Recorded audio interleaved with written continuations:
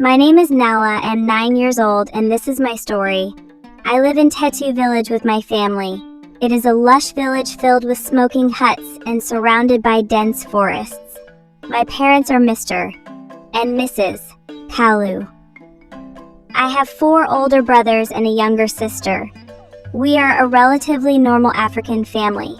Every day I help my mother with house chores, and after I am done, my bare feet patter against the dusty earth as I join other children in joyful games, our laughter echoing through the air like a sweet melody. But amidst the laughter were lessons woven into the fabric of everyday life. My grandmother, a wise elder with eyes that held the stories of generations, would gather us under the shade of the baobab tree for storytelling. In the evenings, I would sit with my family around the fire, listening to the tales of our ancestors. As time went by, I began to notice a shadow lurking behind my mother's eyes, a sadness that seemed to deepen with each passing day.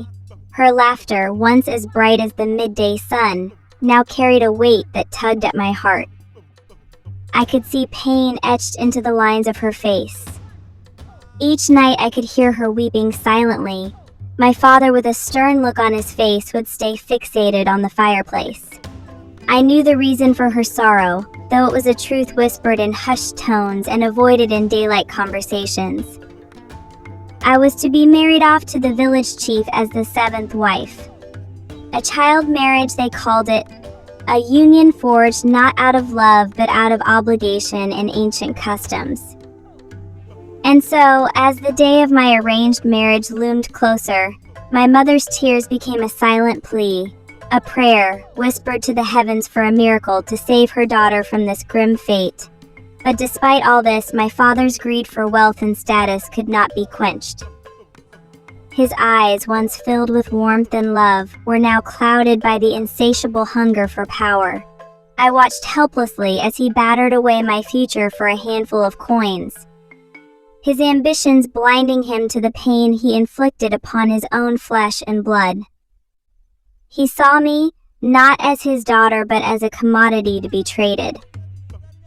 Our homestead was a beehive of activities. A feast was being prepared for my wedding and for the visitors who would take me away. The chief, who was my husband to be, arrived with his entourage. The wedding ceremony took place, and I was given away by my own father. My mother's grief was so great that she could not participate, and despite my pleas and tears, I was forcefully taken away. Presently, am now in my husband's house. I live like a prisoner never seeing the light of day. I spend my days huddled in a corner crying for my mother. The only comfort I have are my fellow co-wives who understand my pain, as they were the victims of such tradition. All I have left are the memories of laughter and happiness that I shared with my friends. Day by day I cling on to the hope that one day I will be free from this fate. I wait every day with bated breath for a miracle to happen.